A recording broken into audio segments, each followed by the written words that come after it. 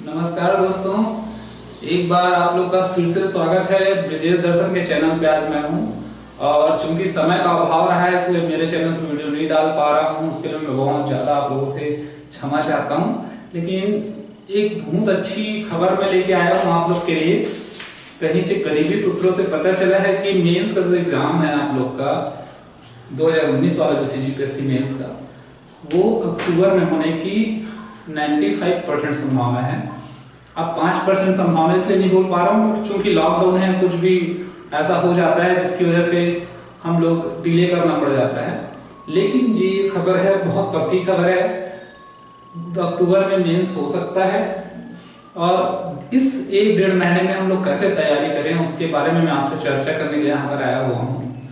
ठीक है, तो हम लोग बात करेंगे आज कि कैसे 1.5 महीने में हम लोग सातों पेपर को कवर करें। एक रफ आइडिया आपको दे दूंगा 15-20 मिनट के वीडियो में, ताकि कहीं पर लग रहा होगा कि इस पेपर में कैसे तैयारी करना है, कौन से बुक प्रिफर करने हैं, तो वो आपका जो डाउट है वो क्लियर हो जाएगा। ठीक है, तो हम लोग शुरुआत करते हैं। पहले पेपर से तैयारी करेंगे। एक बात मैं आप लोग को बहुत अच्छे से बता दूं कि अगर आपको इस बार मेंस देने का मौका मिला है तो आप जी जान लगा दीजिए, सिंगल मिनट भी वेस्ट मत कीजिए। क्योंकि अगर आपको इस समय आपको मिला है मौका तो उस चांस को भुना लीजिए। आप लोग ऐसा चांस नहीं मिलने वाला है। हर बार प्रीलिम्स निकले तो और हर बार मेंस निकले, सब नहीं होता है। इसलिए जिस बार आपको मौका मिला है उस मौके को बिल्कुल हाथ में रखिए और बहुत अच्छे से आप तैयारी कीजिए। ठीक है, और कोई बहुत बड़ा मुश्किल नहीं है, बहुत आसान है। इस बार और भी आसान इसलिए है क्योंकि तैयारी किसी ने नहीं किया। कोचिंग तो सारे संस्थान बनते हैं, जो ऑनलाइन कुछ क्लासेस हुई उसी से लोग कर पाए, तो कंपटीशन टफ नहीं है। जिसने थोड़ा सा भी मेहनत किया वो इस एग्जाम को निकाल लेगा, है ना। तो चलिए हम लोग पहला पेपर देखते हैं। पहला पेपर में आप लोग का है हिंदी, जो भाषा है हिंदी, छत्तीसगढ़ी और इंग्लिश। ये 3 हमारी भाषाएं हैं जो पहले पेपर में है। इसको पढ़ने का मैं तरीका बताता हूँ आपको। अगर ये तरीका अच्छा लगे तो आप इसको अप्लाई करना। इसमें आप क्या करना, प्रतिदिन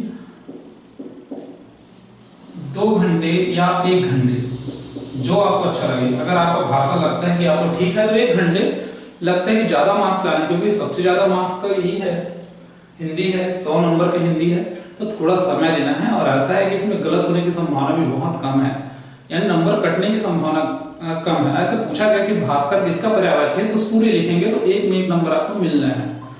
तो इसलिए इसमें क्या करेंगे, इसको बहुत अच्छे से तैयार करेंगे। इसमें लोग जो है पिछले बार 154 नंबर तक हाईएस्ट लेके आए हैं, 154। ये बहुत ज्यादा अपने आप में ये नंबर है। इसी से आप 50 नंबर लोगों से आगे पीछे हो सकते हैं। तो सिलेक्शन में बहुत मददगार है हिंदी। तो 2 घंटे सुबह, सबसे पहले सुबह उठ के आपको 2 घंटे क्या पढ़ना है, हिंदी पढ़ना है।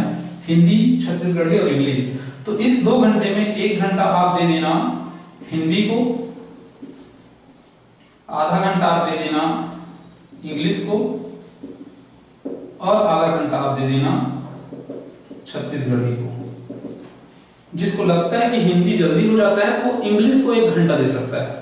क्लियर है। अगर लगता है कि हिंदी ठीक है, हमारा इंग्लिश कमजोर है, तो इंग्लिश को 1 घंटा दे देना, लेकिन 2 घंटे से ज्यादा नहीं देना। एक दिन में प्रतिदिन 2 घंटे या 1 घंटे आपको बनाना है इसको। अब इसको कैसे पढ़ेंगे 1 घंटे में हिंदी, तो हमारे पास गिन के 6-7 टॉपिक है। उसमें पहला टॉपिक क्या है, मुहावरे हैं, तत्सम तद्भव है, समुच्चारित शब्द है, विलोम शब्द है ना, ये सारे। और चलिए पेपर 3 के बारे में देखते हैं हम। पेपर 2 तक तो आप लोग को समझ में आ गया होगा।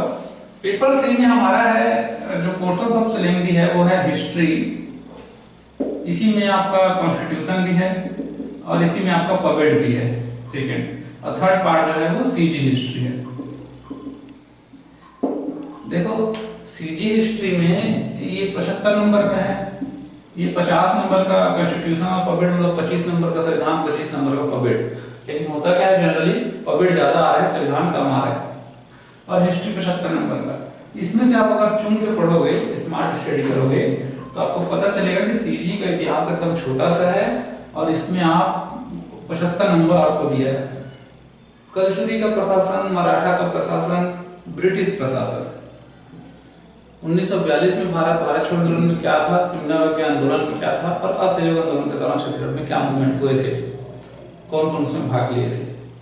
और जनजातीय आंदोलन, जनजाति विद्रोह जो है वो, और किसान विद्रोह। इससे ज्यादा कुछ भी नहीं पूछता है इतिहास में, बड़े क्वेश्चन बनाना होगा उसको तो। दूसरा पूछ सकता है छत्तीसगढ़ के राजवंश, क्षेत्रीय राजवंश है उसके बारे में पूछ सकता है, तो उसमें आपको पांडु वंश के बारे में और काकती वंश मेनली पूछ सकता है, काकती वंश के बारे में, फनी नागवंश के बारे में, है ना। तो ये छोटे छोटे चीज हैं जो डायमेंशन आपको पकड़ने हैं, उससे क्वेश्चन आएंगे।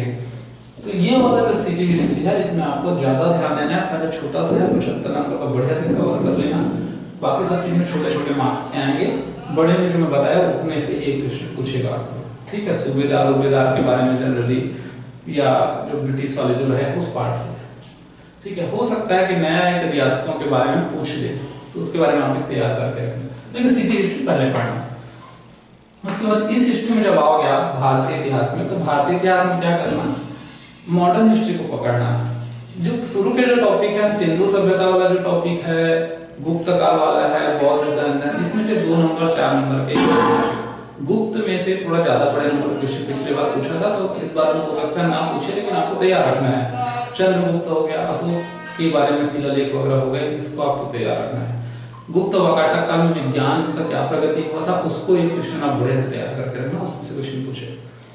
बाकी मैं जो मध्यकालीन भारत है उसमें 2-4 क्वेश्चन, खिलजी का बाजार नियंत्रण प्रणाली, कुतुबुद्दीन ऐबक के बारे में कुछ पढ़ना, बलबन का रक्त लौह रक्त की नीतियां, ये सब, और अकबर का जो रहा छोटा मोटा चीज वो, बस यानी गिन चुन के ही मध्यकालीन भारत में पहुंचना। 1-2 क्वेश्चन उसमें से पूछेगा, वो भी ऐसा क्वेश्चन जो बहुत आपको पता रहेगा, ठीक है। गयासुद्दीन तुगलक के विजय अभियान को बताइए, ऐसा एक क्वेश्चन है। तो ये सिटी हिस्ट्री ज्यादा ध्यान देना पूरा मॉडर्न हिस्ट्री में। मॉडर्न में भारत में रेलों का विकास कैसे हुआ, औद्योगिकरण कैसे हुआ, हस्तशिल्प उद्योगों का पतन कैसे हुआ, कृषि का वाणिज्यीकरण, ये बहुत इंपॉर्टेंट टॉपिक है, कृषि का वाणिज्यीकरण, औद्योगिकरण, और उसके बाद आपका रेलों का विकास, ठीक है। बाकी मूवमेंट वगैरह इसमें से नहीं पूछेगा। 1857 की क्रांति से 2-4 नंबर का क्वेश्चन पूछेगा, बड़ा क्वेश्चन नहीं पूछेगा। असफलता के क्या कारण थे, ये पूछ सकता है, ठीक है। उसके बाद इसमें क्या आ सकता है, जो जनजाति आंदोलन रहा वो और किसान आंदोलन, छोटे छोटे उसमें आ सकता है। तेभागा आंदोलन को समझाइए ऐसा, ठीक है। मुंडा विद्रोह को समझाइए ऐसा। और इंपॉर्टेंट क्या टॉपिक होगा, सामाजिक धार्मिक जो आंदोलन है, आर्य समाज, ब्रह्म समाज के स्थापना, उद्देश्य, कहाँ हुआ स्थापना, कब और क्या उद्देश्य, इससे बड़ा इसको पढ़ने की आवश्यकता नहीं है, ठीक है। तो इतने में आपका जो मॉडर्न हिस्ट्री कंप्लीट हो जाएगा, केवल और केवल इतना आप अगर पढ़ लिया आप, तो ये हिस्ट्री और ये हिस्ट्री का आपका कवर हो जाएगा। हिस्ट्री तो ऑलरेडी पहले से पढ़े हैं, आपको लिखने की शैली आपको याद रखना है कि आपको ज्यादा शब्द तो आएंगे नहीं, 15 नंबर का क्वेश्चन आएंगे, तो ज्यादा शब्द आपको लिखने के लिए आपके पास 175 शब्द से ज्यादा आपको पेपर भरने चाहिए, तो हमको उसी हिसाब से तैयार करना है। तो जितना छोटा तैयार करेंगे जल्दी जल्दी आगे बढ़ेंगे। फिर ये कॉन्स्टिट्यूशन पब्लिक वाला जो हिस्सा है, तो कॉन्स्टिट्यूशन के हिस्से, पब्लिक के हिस्से में हम लोग थ्योरेटिकल पे ज्यादा ध्यान देंगे। आपको ज्यादा धारा वाला आर्टिकल याद करने की आवश्यकता नहीं है, आपको केवल ये याद रखना है कि नीति तत्व में और मूल अधिकार में क्या अंतर है, या कोई नया अधिकार जुड़ा हुआ है, नया अभी अमेंडमेंट जितने हुए, धारा 370 में अमेंडमेंट हुआ है, निजता के अधिकार में अमेंडमेंट हुआ है, इन सब के बारे में जो अमेंडमेंट हुए हैं नए, या हो सकता है नया चीज कुछ ऐड हुआ है किसी अधिकार में, क्योंकि मौलिक अधिकारों में स्वतंत्रता, समानता का अधिकार, धर्म, ये वाला जो पोर्शन है, यहाँ से क्वेश्चन हमेशा आपको बनाता है। एक क्वेश्चन आपको प्रस्तावना से बनाता है, एक नीति जैसे तत्वों से बनाता है, राष्ट्रपति से बनाता है ना। तो नॉर्मली इतने ही है। अभी भी चूंकि एक आस हो सकता है कि विधानसभा लोकसभा की कार्य प्रणाली से बात पूछे, समिति के बारे में, तो 2-4 नंबर पूछेगा। बाकी पब्लिक से बहुत बढ़िया क्वेश्चन पूछता है। पब्लिक के लिए टुटेजा सफिशिएंट है मेरे हिसाब से, मैंने उसी से पढ़ा है, तो ये सफिशिएंट है, उसमें ज्यादा नहीं है। बीएल पढ़ी आप ले सकते हो, ज्यादा इसमें पढ़ना है तो। हिस्ट्री आप एनसीईआरटी से बुक से पढ़ सकते हो। सीजी हिस्ट्री आप सीजी दर्पण है सिविल सर की, उससे पढ़ोगे तो आसान हो जाता है प्रश्नोत्तर से लेने, या उपकार है, या संदर्भ, इससे भी आप पढ़ना चाहिए। इसके लिए मैं कोई स्पेसिफिक बुक आपको इसलिए नहीं बता रहा हूँ, सबके अलग अलग बुक्स हैं, जिस बुक से आप पढ़ रहे हो उसको अच्छे से पढ़ना, बस ये आप कोशिश करना। तो ये पोर्शन आपका कंप्लीट हो गया।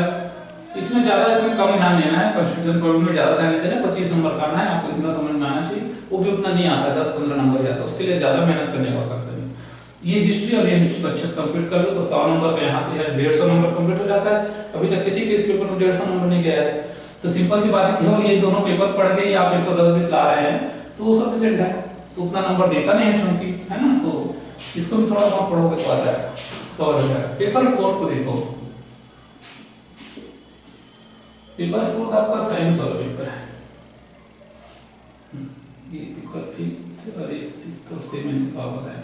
तो पेपर 4 में साइंस है, फिजिक्स है, केमिस्ट्री है और बायोलॉजी है। पूरा 10th का सिलेबस है, 10वीं का सीजी बोर्ड का, आगे जाने की आवश्यकता ही नहीं है। आप इतना ही पढ़ लीजिए ना। लोग बोलते हैं सर कुछ क्वेश्चन बाहर से आ जा रहे हैं, कुछ क्वेश्चन, कितने क्वेश्चन बाहर से आए होंगे? एक क्वेश्चन, दो क्वेश्चन, 2 नंबर के, 4 नंबर के, 6 नंबर के। कोई ला लिया कि 190 नंबर 200 में नहीं ला पाया। इसीलिए आप इधर उधर के बारे में बताना, 10th का जितना बुक में जितना लिखा है, या तो परीक्षा बुक ले लो उसका, या 10th का बुक ही ले लो, उस बुक से बढ़िया से इसको पूरा तैयार करो। फिजिक्स बहुत आसान है, अपवर्तन परावर्तन से आगे बढ़ा नहीं है, एकदम बच्चे लोग का टाइप का है। केमिस्ट्री वैसे बच्चे लोग का है। एक और एक बायोलॉजी, केमिस्ट्री में एक आध दो क्वेश्चन फिजिक्स में, पीएम संधि डायोड आपको पढ़ना है, ट्रांसफार्मर पढ़ना है, आपको अलग से पढ़ना है बस, बाकी सारी चीजें हैं।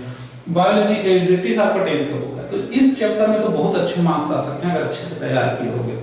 एक आध दो क्वेश्चन जैसे C2 चक्र, C1 चक्र आया था, वो एडिशनल था, लेकिन वो सब भी कोई क्लासेस में कहीं नहीं, अगर आपके पास नोट होगा तो वहां से पढ़ सकते हो। बाकी 10th का बुक इसके लिए एकदम सफिशिएंट है। इसके बाद इसी में एक मैथ्स और रीजनिंग का पोर्शन भी जोड़ा है 50 नंबर का, तो इसमें ज्यादा बर्डन नहीं लेना है। अगर आपको लगता है कि मैथ्स कमजोर है तो डरने का सकते नहीं है, कहने का मतलब केवल 25 नंबर का मैथ्स आएगा, रीजनिंग 25 नंबर का। इसमें भी आजकल रीजनिंग को 30 नंबर का दे रहा है, 20 नंबर का मैथ्स आता है। एक क्वेश्चन, दो क्वेश्चन, एक 8 नंबर का, 7 नंबर का, 5 नंबर का, ऐसा कुछ क्वेश्चन आएगा, वो भी आयकर वाला क्वेश्चन आ गया, सांख्यिकी से क्वेश्चन आ गया, तो प्रायिकता से का क्वेश्चन दे दिया, ठीक ठाक। तो बस बाकी तो एकदम आसान मैथ्स है। 10वीं का मैथ्स पढ़ रहे हैं तो बहुत आसान है।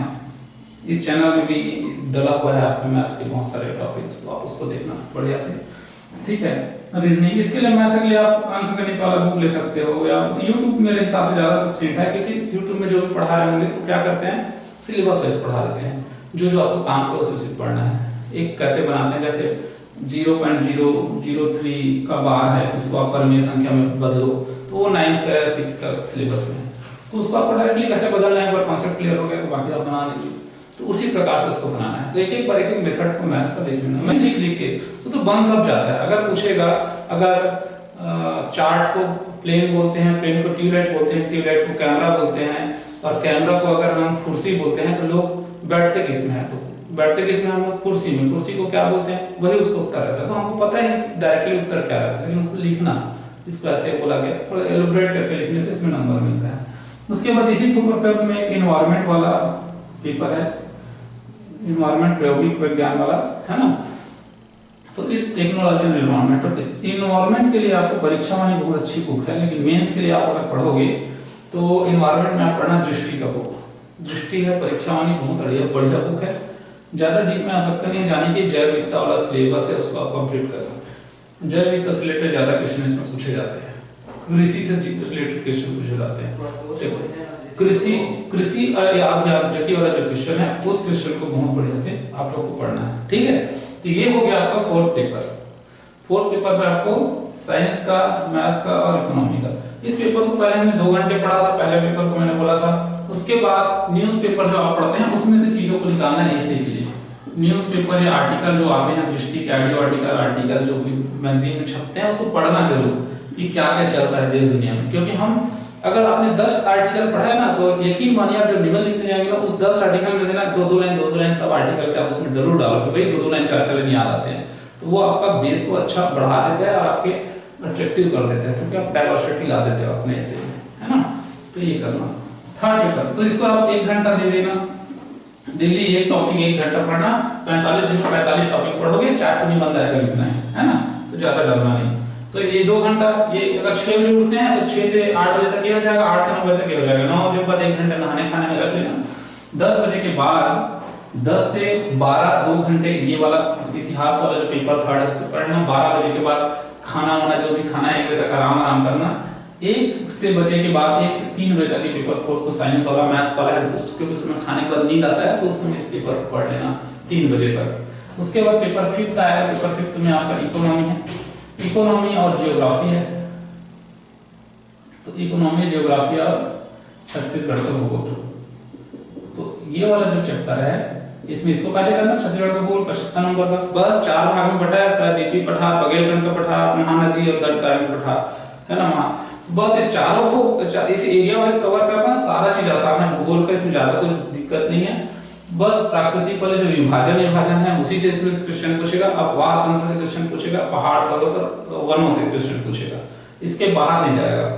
क्लियर है? तो इसको आपको पढ़ना है। कुछ पार्क नए बन रहे हैं सबको इसमें पूछ देगा, उद्योगों के बारे में पूछ देगा नए, उससे बड़ा कुछ नहीं पूछेगा नया कॉन्सेप्ट। इकोनॉमी वाला जो भारत की इकोनॉमी उसमें बेसिक टर्म को पूछता है, क्या क्या हुआ था पहले 1992 उदारीकरण क्या था कैसा है। चूंकि अभी अर्थव्यवस्था है तो अभी जो जो चीजें टर्म चल रहे हैं, राजकोषीय घाटा क्या होता है, वित्तीय घाटा क्या होता है ना, इस सब के बारे में बेसिक टर्म्स को याद रखना, ज्यादा इधर उधर मत करना। बाकी योजनाओं के बारे में पूछेगा, इकोनॉमी में आपको क्या योजना बेसिक चल रही है उसके बारे में पूछेगा। जियोग्राफी के लिए छत्तीसगढ़ का भूगोल को आप कोई भी एक बुक से पढ़ना जो आपको अच्छा लगता है उस बुक से पढ़ना। और भारत का भूगोल आपका अर्जुना का बुक है ब्रिजेश सर का, उससे पढ़ लो। अरविंद कुमार की बुक आती है उससे पढ़ लो। अरविंद कुमार की बढ़िया सिलेबस बढ़िया समझाया है, ठीक है। अब बहुत सारे आप और नाम आएंगे, वर्मा का बुक है, खुल्लर का बुक है, माजिद हुसैन, जो आपको अच्छा लगता है। मैं इसलिए बुक के बारे में नहीं बात करता हूँ, जो आपको अच्छा लगता है, बस आपको टॉपिक चुनना है, कौन सा टॉपिक से अच्छा है वो देख लेना है, ठीक है। ये हो गया। इस इकोनॉमी में आप YouTube का सहारा ले सकते हो। इकोनॉमी चूंकि उसमें कितना भी लिख लो उसमें नंबर नहीं मिलता है ज्यादा, तो आपको बेसिक टर्मिनोलॉजी पता होना चाहिए, उसके बारे में कॉन्सेप्ट थोड़ा बहुत क्लियर होना चाहिए। नए नए जो चीजें हो रही हैं उसके बारे में पता हो तो आप लिख लोगे। इकोनॉमी बहुत बड़ा वो उसको मत बनाएंगे, इसे बहुत आसान पेपर है, ठीक है। पेपर 6 में आपका दर्शन है, तो दर्शन शास्त्र टेक्निकल है थोड़ा सा, इसमें आपको नए लोगों को थोड़ा प्रॉब्लम हो सकता है, समझने में दिक्कतें हो सकती है। लेकिन आप अगर मेरा वीडियो देखेंगे विभोर सर वाले चैनल में, तो आपको वहां पर इसका भारतीय दर्शन वाला पार्ट मैंने कंप्लीट करा दिया है, तो वहां तक के लिए आपको दिक्कत नहीं होगा। और चूंकि बड़े से बड़े क्वेश्चन जो आने वाला है 15 नंबर वाला, भारतीय दर्शन से एक क्वेश्चन अथवा करके आएगा। अगर क्वेश्चन को पूरा छोड़ देंगे तो भी आपको बन जाएगा, और छोटे छोटे पार्ट में वहां पर बताया हुआ वीडियो में भारतीय दर्शन का पूरा कंप्लीट हो जाएगा। और अगर आपको देखना है तो इसमें आप 2-4 बुक आ सकते हैं। दिल्ली आईएएस का बुक, पतंजलि आईएएस का जो बुक है, अगर आप मिलता है आपको नोट्स पतंजलि आईएएस का, वो ले सकते हैं। मार्केट में मेरे नोट्स भी अवेलेबल है, उसमें आपको पढ़ सकते हो, ठीक है। तो 4 बुक आपको जो अच्छा लगे इसमें से दर्शन शास्त्र का उठाना और पढ़ना। बाकी एक बार वो वीडियो देखोगे तो आपको कॉन्सेप्ट होगा कि कैसे समझना है चीजों को, ठीक है। मैं कोशिश करूंगा कि वाला वीडियो बने जल्दी से दर्शन शास्त्र, चूंकि टाइम नहीं मिल पा रहा है ना, इसलिए नहीं बना पा रहा। तो ये दर्शन शास्त्र वाला। समाज शास्त्र आप टुटेजा की बुक से पढ़ लो, टुटेजा के बुक से छोटा वाला है। बस क्योंकि की पॉइंट को पकड़ना है, की पॉइंट को देख तो रहे हैं तो आप खुद से एलिब्रेट कर लेंगे। आप मेंस अगर पढ़ रहे हैं तो इतना आपके पास होगा कि आप खुद से एलिब्रेट करेंगे तो चल है। ये तो गुप्ता शर्मा की बुक आती है, गुप्ता शर्मा की बुक से आप समाज शास्त्र को पढ़ सकते हो। बहुत सारे बुक अवेलेबल हैं, जो एक बुक अच्छा लगे। सिलेबस का टॉपिक बस कवर करना, 175 शब्दों से ज्यादा उसको नहीं पढ़ना, की पॉइंट बना के पूरा पॉइंट पढ़ते रहना, ठीक है। और छत्तीसगढ़ का समाज, फोकट का 75 नंबर है। छत्तीसगढ़ का समाज, छत्तीसगढ़ में कैसे विवाह पद्धति है, कैसे गोत्र होते हैं, कैसे जनजातीय रीति रिवाज हैं, वो सब के बारे में पढ़ना है। ये सारा समग्र वाली जो बुक आती है छत्तीसगढ़ समग्र की बुक में एज इट इज यहाँ से उठा दिया है ना, और उसी से छाप दिया है। हरिराम की बुक से आप इसको पढ़ सकते हो, है ना। तो ये उसी से कवर हो जाएगा ये सारी चीज। तो ये हो गया 3 बजे तक हम लोग क्या किए थे, 6 से 8 ये 1 घंटे 9 बजे छुट्टी लिए, 10 से 12 बजे तक थर्ड पेपर, फिर 12 बजे फिर छुट्टी लिए, 1 से लेकर 3 बजे तक ये पेपर। 3 बजे के बाद से थोड़ा बहुत गेप करके 4 से 6 ये पढ़ देंगे, 4 से 6 पढ़ देंगे, 6 से 7 घूमेंगे, 8 बजे तक जैसे घूमना है। फिर लास्ट में 8 से 9, 10, 11 जो भी आपको टाइम मिलेगा, 9 से 10, 11 तक ये 2 पेपर आप पढ़ देना उस समय में। दर्शन शास्त्र पेपर 7 तक आएगा, मैं यहाँ लिख देता हूँ पेपर 7। पेपर 7 जो है इसमें थर्ड पार्ट एक अधिनियम है, दूसरा इंटरनेशनल रिलेशन है, और तीसरा ह्यूमन रिसोर्स संसाधन वाला है, IIT NIT वाले का। तो अधिनियम वाले में क्या करना, जो छोटे छोटे अधिनियम उसके धाराओं को तो याद रखना हल्का फुल्का, लेकिन मेन कॉन्सेप्ट उसका उद्देश्य क्या था, क्यों बनाया गया, इस पे ज्यादा जोर देना, ठीक है। उसमें कुछ एक आध धाराएं रहती हैं जो बहुत इंपॉर्टेंट रहती हैं, बहुत इलोबरेट रहता है। जैसे अनुसूचित जनजाति अत्याचार अधिनियम जो आया है उसमें धारा 3, धारा 4 बहुत इंपॉर्टेंट है, लंबा भी है, तो आप उसको ज्यादा फोकस करना। छोटे छोटे धारा जो एक लाइन में अगर याद रहता है उसको याद कर लेना, बाकी उसको उद्देश्य वगैरह के बारे में पढ़ना। इसी में कल्याणकारी योजनाएं भी लिखा है, तो पिछले बार थोड़ा कल्याणकारी योजनाओं के बारे में भी पूछा था छत्तीसगढ़ सरकार, जैसे अभी राजीव गांधी किसान न्याय योजना आई है, उसमें कितना रुपए दे रहे हैं, ऐसे डायरेक्टली 2 नंबर में क्वेश्चन पूछा था कितना रुपए बढ़ाया है, कितना रुपए मिलेगा। तो पिछले बार तो ऐसे क्वेश्चन पूछ दिया था कि कितने लोगों को बिजली बिल माफ हुआ, कितने किसानों को माफ हुआ, डाटा पूछ दिया था 2 नंबर। तो 2 नंबर में छोटी छोटी चीज जो प्रीलिम्स के लायक रहती है उसको इसमें आप कर ले रहना।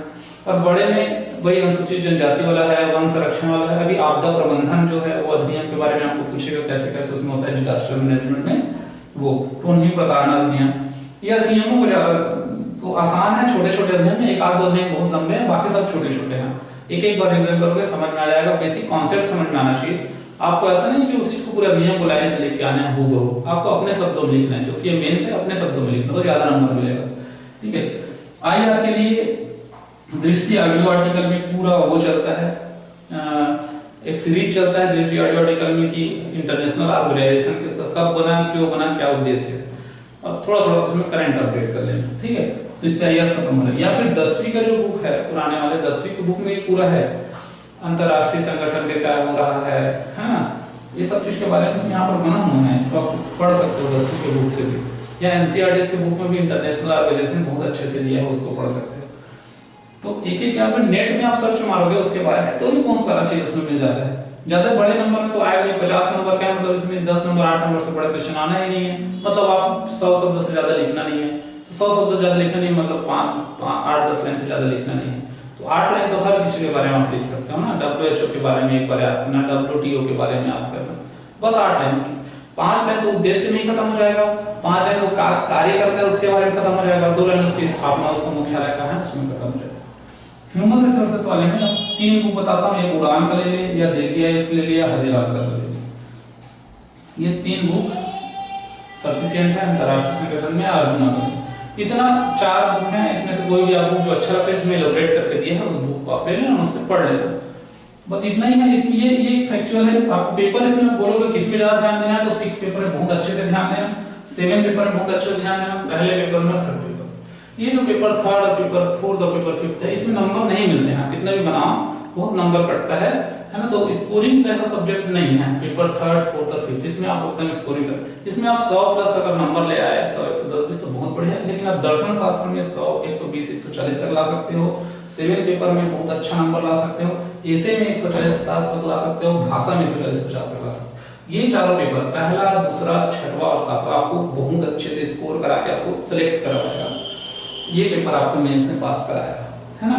तो ये रहा आपका पूरा पेपर का, और एक खाता का है 9-10 बजे तक 11 तो ये खत्म करना, 1-8 घंटा इसको पढ़ना, या इसको लगता है कम पढ़ना है, कोई भी आप अपने हिसाब से एडजस्ट करना, मैंने पूरे दिन भर का शेड्यूल बता दिया कि कैसे आपको पढ़ना है, और 1.5 महीने में लगातार भिड़ जाइए अच्छे से। कोई भी डाउट होगा, कोई भी दिक्कत होगा तो आप मेरे फेसबुक पे मेरे से जुड़िए, उसमें आप मेरे से डिस्कस कीजिए चीजों के बारे में, आप क्लियर कर दूंगा। ब्रिजेश सर से जुड़िए उनसे फेसबुक में, उनसे आप डिस्कस कर लीजिएगा, ठीक है। तो बढ़िया से पेपर दीजिए, जो अक्टूबर वाला डेट बताया बिल्कुल लगता है कि ऐसा होगा, एग्जाम उस समय होना चाहिए, है ना।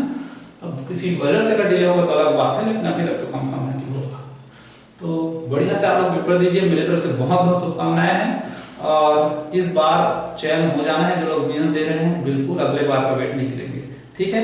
तो मिलते हैं, अगर टाइम मिलेगा तो नेक्स्ट वीडियो में आप लोग से फिर रूबरू होते रहूंगा, इसी चैनल पे भी आते रहूंगा, मेरे चैनल में भी आते रहूंगा, है ना।